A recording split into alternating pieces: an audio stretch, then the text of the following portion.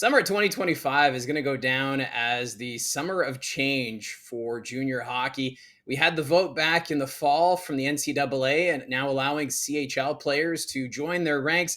And we've seen a few players, some key players, make that announcement. They're going to make that jump to the NCAA. Think of Henry Muse and Malcolm Spence. We're still waiting for confirmation about Porter Martone. But we've also seen the benefits where some American players or players that had thought about going the NCAA route are now deciding to join the Ontario Hockey League. So it's been a little mixed bag when it comes to the NCAA.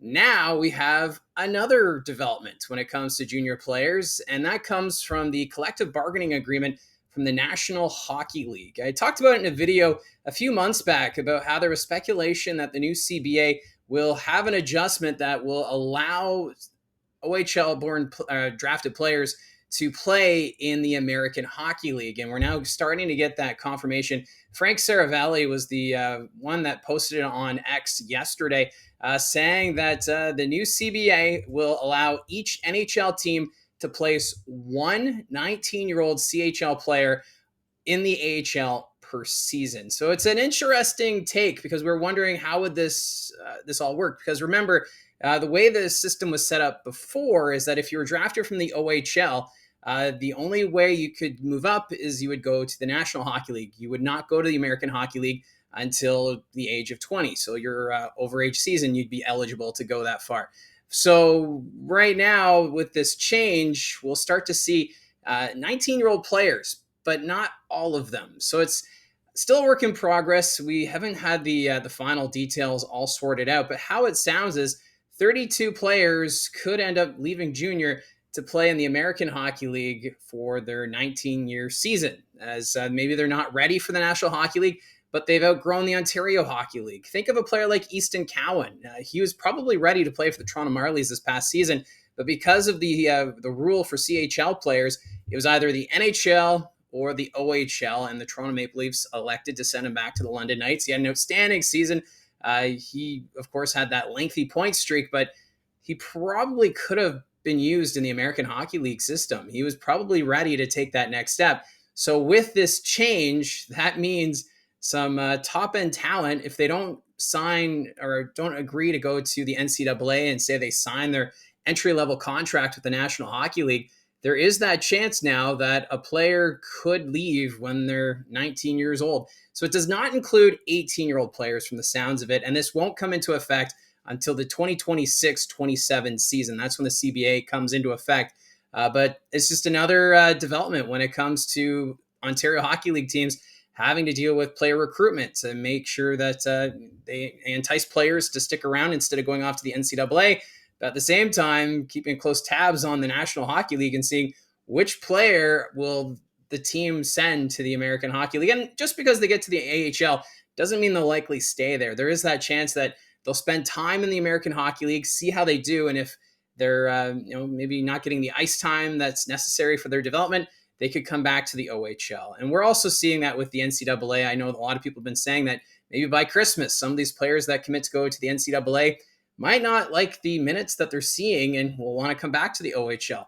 We haven't crossed that bridge yet, but you have to assume during this upcoming 2025-26 season, we're going to be experiencing that, and we're going to have to see how the Canadian Hockey League handles it. So the junior hockey circuit right now still in flux. We're still learning as we go. Still plenty of questions that need to be answered. But the NHL CBA with the NHLPA adding another development. Why not throw all the change all at once when it comes to managing rosters and whatnot? So it's going to be fascinating just to see how this all plays out. And you have to think, too, the NHL clubs were starting to get a little creative when it came to their 19-year-old players. Think of the LA Kings, for example, with Brant Clark, how they had him in the lineup and then put him back down into the American Hockey League and called it an emergency basis. So basically they wanted to send him down to get that ice time so they'd keep playing without technically sending him down to the AHL full-time. And then he would bounce between the AHL and the NHL before eventually being returned to the Barrie Colts.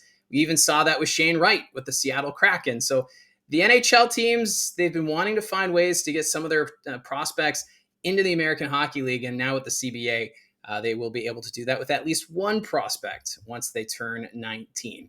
Now, there was a signing yesterday, and I think London Knight fans are pretty excited as Aleksei Medvedev has signed his 3-year entry level contract with the Vancouver Canucks. And the reason why I say London Knight fans are going to be excited about this is because as soon as you sign your ELC with your National Hockey League club, that means that you will not be going the NCAA route. So Medvedev will either be in the National Hockey League or with the London Knights. And obviously, the NHL, probably not the path for Medvedev right now, considering his age. Goaltenders usually take a little bit longer to develop.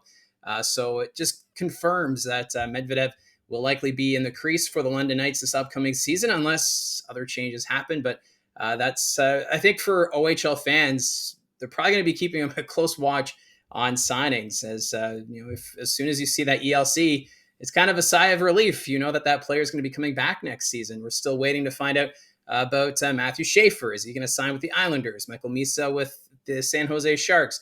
Porter Martone with the Philadelphia Flyers. I've even been hearing whispers that, does Kayshawn Aitchison go the NCAA route, or will he get an entry-level contract with the Islanders? So, like I said, a lot is in flux still when it comes to rosters in the junior hockey ranks, but some good news here for London Knight fans that Aleksei Medvedev has signed with the Vancouver Canucks after being drafted 47th overall in the second round. So congratulations, though, to Medvedev, because it is pretty exciting when you see OHLers getting drafted and then signing that entry-level contract. And let's round this video with some coaching news. The Barrie Colts have announced that they have completed their coaching staff, as Patrick Sexton will be joining the team as an assistant coach. Last season, Sexton was with the Oshawa Generals, and before that, spent 5 seasons in the BCHL. He was an assistant coach with the Penticton Vees, and also served 2 seasons as a head coach with the Coquitlam Express. So a lot of coaching experience here for Sexton as he joins Dylan Smoskowitz, who's entering his first season as head coach of the Barrie Colts. And it's just another step as we get ready for training camp. And looking at the calendar, just a month and a half, and we'll be ready to start talking about preseason action around the Ontario Hockey League. So that's how I see it from the booth. I know that's a lot of fans talking about the developments with the NCAA, and now we can start talking about the CBA and the American Hockey League and how that's going to affect OHL rosters going forward. So love the interaction. Let me know in the comments section down below your thoughts on these news items. Don't forget to hit like and subscribe, and we will talk to you again soon.